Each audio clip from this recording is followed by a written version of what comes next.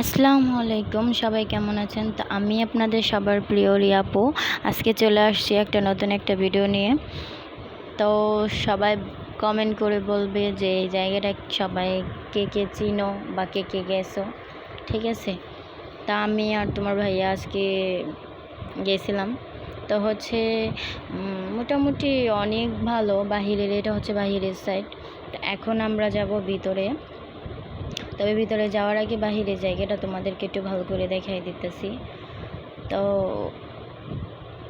এই তো এখন আমরা ভিতরে চলে যাচ্ছি। তবে একটা কথা কি জানো, ভিতরে হচ্ছে ভিডিও করা নিষেধ, যে কারণে আমি খুব ভালো করে তোমাদেরকে পুরোটা ভিডিও ভালো করে দেখাতে পারছি না।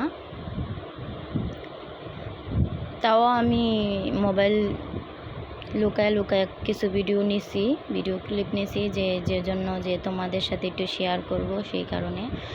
তো সবাই বলো যে সবাই দেখতে থাকো পুরো ভিডিওটা কীরকম, তাহলে বুঝতে পারবে।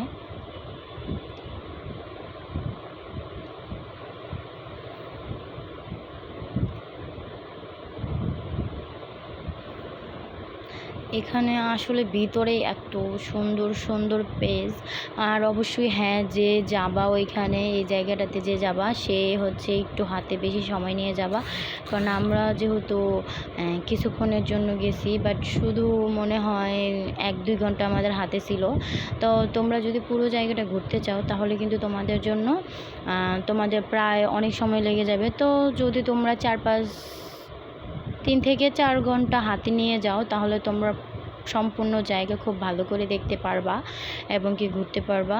তো এই যে আমাদের জাতির পিতা বঙ্গবন্ধু শেখ মুজিবুরের একটা মূর্তি এখানে দেওয়া আছে।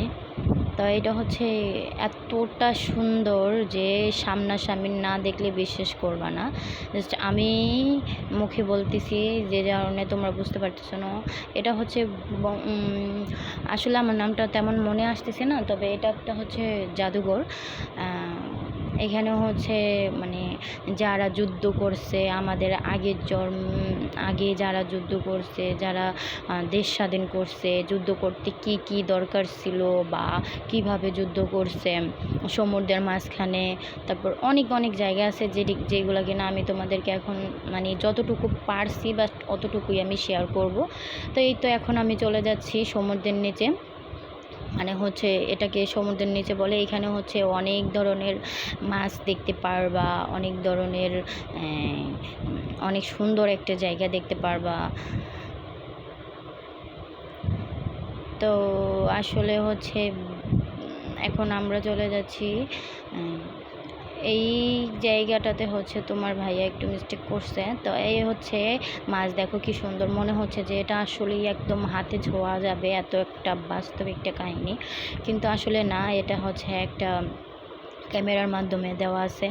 যে এই যে দেখো কত মানুষ কত সুন্দর করে খেলা করছে। তো এইগুলা দেখা যাচ্ছে যে এত সুন্দর, মনে হচ্ছে যে একদম সমুদ্রের নিচে।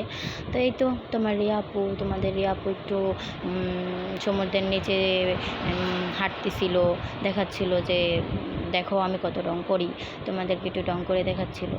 তো ওরকম আমরা তো বেশি সময় নিয়ে যেতে পারি নাই, যে জন্য আমি তোমাদেরকে পুরোটা একটু ভালো করে দেখাইতে পারি নাই। তো এই যে দেখো একটা স্টার ফিশ। তা আমি অপেক্ষায় ছিলাম যে একটা এই যে দেখো একটা কাঁকড়া এসে আমার পায়ে, আমি দেখাচ্ছিলাম যে আমার পায়ে উঠতেছে, কিন্তু আসলে এটা তো না, এটা তো আমার পায়ে উঠতেছে না, এটা একটা ক্যামেরার জন্য। তো যাই হোক, এই যে তোমাদেরকে সবটা একটু ভালো করে দেখিয়ে দিয়েছিলাম। এই যে যুদ্ধের ভিতরে একটা লঞ্চের ভিতরে মানে হচ্ছে এই জায়গাতে খাওয়া দাওয়া করতো। তারপর হচ্ছে এই তো আমরা আর্ট গ্যালারিতে চলে আসছি। এখানে হচ্ছে আর্ট গ্যালারি, এখানেও সবাই ছবি তুলতেছিল, সবাই যার যার মতন ফটো তুলছিল, এবং কি তোমরা আমার ফটো দেখছো ফেসবুকে, আমি আপলোড দিয়ে দিয়েছি অলরেডি। তো এই তো এখানে যত ধরনের যত সুন্দর সুন্দর জিনিস, আসলে বাস্তবে না দেখলে তোমরা বুঝতে পারবা না যে এই জিনিসটা কী। তো এই তো আমি একটু এখানে প্লেন বা হেলিকপ্টার নিয়ে একটু ফাইজলামি করতেছিলাম, আর তোমার ভাইয়াকে বলছিলাম যে একটু আমার ভিডিও করে দাও।